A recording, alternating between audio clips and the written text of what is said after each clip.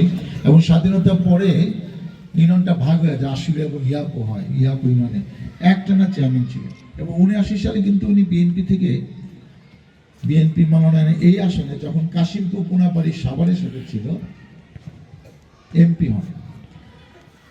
গ্রামে একটা প্রবাদ আছে, এমপি ছেলেকে এমপি হিসাবে অনেকেই দেখতে চায়। আমাকে বোঝালো যে দেখো, তোমাদের কাজ হলো সেবা করা, মানুষের খেদমত করা, মানুষের পাশে থাকা বিপদে আপদে। এই চাকরি করা তোমাদের দায়িত্ব না, এটা বাদ দাও, এটা বাদ দাও, এটা বাদ দাও। একসময় বাদ দিলাম, 96-এ চাকরি ছেড়ে দিতে হলো, কারণ সরকারি নিয়ম হলো সরকারি চাকরি করা অবস্থা আপনি সংসদ নির্বাচনে অংশগ্রহণ করতে পারবেন না, মনোনয়ন পত্রেই জমা দিতে পারবেন না, এটা বাতিল হয়ে যাবে। আমি চাকরি ছেড়ে 96-এ মনোনয়ন ছিলাম, আমাকে মনোনয়ন দেওয়া হলো এবং আমি ধানের শীষ প্রতীকে বিজয়ী হলাম। 2001 সালে দ্বিতীয়বারের মতো আবার আমি মনোনয়ন ছিলাম, আবার বিজয়ী হলাম। 2 বার পর আমি এমপি হলাম। কম বেশি কাজ করেছি, সব কাজ তো একজন মানুষ করতে পারে না। এই বাংলাদেশে অনুদান দেয় সরকার, অনেক প্রতিশ্রুতি হয়তো বাস্তবায়ন করতে পারেনি। তারপরেও আমি 2 বার ইলেকশন করেছি, যে ইলেকশনগুলো ঠিক মতো হয় নাই। এবার আমার 5ম বারের মতো আমি ধানের শীষ প্রতীক নিয়ে ইলেকশন করছি। আমাকে 3 বার জেলে যেতে হয়েছে মাত্র, এবং এখনো 53টি মামলা আছে। হয়তো ইলেকশনের পরে এইসব মামলা হয়তো থাকবে না। আমরা কয়েকটি প্রতিষ্ঠান করেছি, এই তুমি বলেছেন যে সিখুন্ডিয়াতে আশুলিয়া ইউনিয়নে আমরা 93-তে জমি দিয়েছিলাম। তখন এটা বেসরকারি প্রাথমিক বিদ্যালয় ছিল, এখন এটি সালেহা খাতুন সরকারি প্রাথমিক বিদ্যালয়। সালেহা খাতুন আমার আম্মার নাম, উনি মারা গেছেন। তারপর জিরাপথে 96 এমপি হওয়ার পর গ্রামবাসী আমাকে ধরল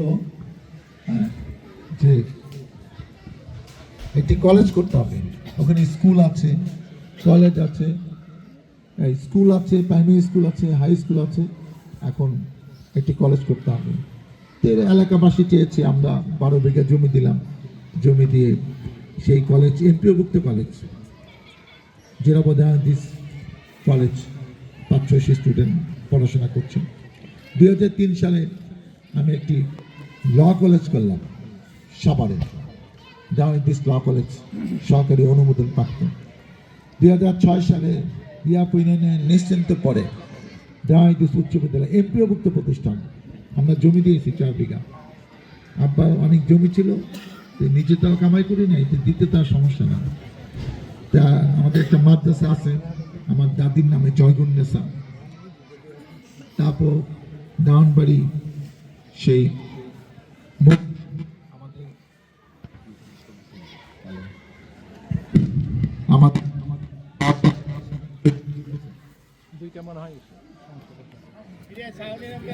একটা বন্ধ করে দিই, পরিবার কল্যাণ কেন্দ্র আমাদের দেওয়া। আপনি একটা জিনিস করেছেন যে আমাদের সামাজিক মানুষের কল্যাণে কাজ করছি, এটা রাজনীতি করার আগেই করে, যাতে মানুষের একটা আস্থা থাকে যে আমি অলরেডি সামাজিক কাজে সম্পৃক্ত আছি এবং এই কাজ আমরা করছি।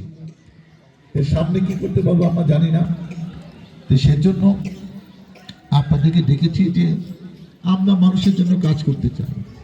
দেখেন, আজকে যদি এই 17 বছর আমরা পালিয়ে না থাকতাম, মানুষের জন্য হয়তো কিছু কাজ করার সুযোগ পেতাম, কিন্তু একবারও কিন্তু মনে হয় না যে এইসব ঝামেলা বাদ দেওয়া, অন্য দেশে চলে যায়, কোনো একটা দেশে নাগরিকত্ব নিয়ে ওই দেশে বাস করি।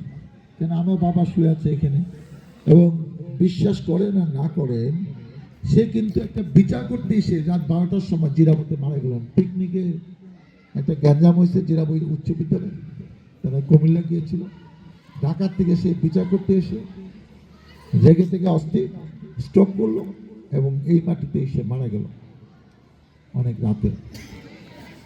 তো উনি শুয়ে আছেন জিরাবতে। তা আমাদের যা কিছু সব এই এলাকাকে নিয়ে এখানেই কাজ করব, মারা গেলে এখানে আমাদের কবর হবে, বিদেশ নিয়ে আমাদের কোনো চিন্তা ভাবনা নেই। আমার ওয়াইফ চিটাগাং ইউনিভার্সিটি থেকে পাবলিক অ্যাডমিনিস্ট্রেশনে অনার্স এবং মাস্টার্স পাস করেছে, 88 সালে। আমার 2টি সন্তান, এটি দেওয়া দিস শেরান দেওয়া যেহেতু আমার বাবার নাম, দাদার নাম দেওয়া যায় আমাদের ইসলামের রীতি অনুযায়ী, ডাক নাম আনান। আমেরিকা ম্যাসাচুসেটস ইউনিভার্সিটি থেকে সে MBA করে ওখানে চাকরি করছেন। আরেক ছেলে ইংল্যান্ডে পড়াশোনা করছে ওয়ার্ল্ড পলিটিক্সের উপর, সেকেন্ড ইয়ারে অনার্স। তাই আমি এখন আমারটা যা বললাম, আমরা ফাঁকে ফাঁকে দুই একজন নেতৃবৃন্দকে বক্তব্য দিব 2 মিনিটে অনুভূতি। কোনো বক্তব্য 5 মিনিটে বেশি হলে আমি মনে করি যে সে ভালো বক্তৃতা দিচ্ছে না, এবং এই বক্তৃতা অনেকে শুনতে চাচ্ছে না, এটা আমার মনে হয়েছে। এখন এই নিয়মটা প্রধান অতিথির ক্ষেত্রে ঠিক না, কারণ আপনার প্রধান অতিথি বক্তৃতা শুনতেই তো আসছেন, তার কাছ থেকে অনেক কিছু শুনবেন, তাকে একটু সময় বেশি দেন। কিন্তু অন্য কেউ 5 মিনিট বক্তৃতা আমার সময় কেউ দিতে পারবে না, আমি বলে দিলাম। ওয়েট করেন, কোনো অনুষ্ঠান 1 ঘন্টা বেশি চলবে না, সে যত বড় অনুষ্ঠান হোক। বক্তৃতা পর্ব হবে 30 মিনিট 40 মিনিট। আমরা অতীতে দেখছি 2 ঘন্টা ধরে বক্তব্য চলতেছে। আরে যারা বক্তৃতা দেয় তাদের একদিন যদি নিচে শোনানো যেতেছে, আমরা বক্তৃতা দিব, আপনি একদিন শুনেন, তাহলে আর জীবনে বক্তৃতা দিত না। এইসব নিয়ম থাকবে না, ভালো কিছু নিয়ম করতে চাই। 1400 ছাত্র শ্রমিক জনতা শহীদ হয়েছেন, 24,000 আহত হয়েছেন, 1 হাত নাই, 1 পা নাই, 2 হাত নাই, 2 পায়ে নাই, পঙ্গু, মানে এখনো অসুস্থ, স্বাভাবিক কাজ করতে যায়। এরা জীবন দিল কেন? 71 সালে যুদ্ধ হয়েছে, 30 লক্ষ শহীদ হয়েছে, 2 লক্ষ মা বোনে নির্যাতিত হয়েছে। এই স্বাধীনতার জন্য এই কয়দিন পর আন্দোলন হবে আর নেতারা যা ইচ্ছা তাই করবে। হ্যাঁ, আমি বলতে দেবো, আমার পিছে 50 জন এইভাবে দাঁড়িয়ে থাকবে, ওদের চেহারা দেখানোর জন্য মানুষ বসে থাকবে, সেই সময় শেষ। অপেক্ষা করেন, ভালো কিছু অপেক্ষায় আমরা আছি। পরিবর্তন আনতে হবে, এবং আমি চাই আমার নেতৃত্বে এই সাভারে পরিবর্তন হবে। অপেক্ষা করেন, দেখেন। আমি 3 বছর হবে লায়েন্সের গভর্নর ছিলাম, তখন একটা ভিডিও স্লাইড তৈরি করেছিলাম, মনে হয় 5 মিনিটে। এটা কিছু কিছু জিনিস ভুল করতো। আমার ওয়াইফের বাড়ি পটুয়াখালী লেখা আছে, চিটাগাং। আমার ছেলে টার্কি শপে, ছোট ছেলে তখন পড়তো, এখন তো সে ইংল্যান্ডে পড়াশোনা করে। তো এরকম দিয়ে একটা বই আমার এখন 17টা ওখানে লেখা আছে, 12টা, আর বাকি সব ঠিক আছে। এখন আপনি একটা স্লাইড দেখেন, বেশিক্ষণ কথা বললে তো আপনার বোরিং হবে, যে আপনিও তো একই জিনিস শুরু করলেন যেটা আপনি করলেন একটু আগে।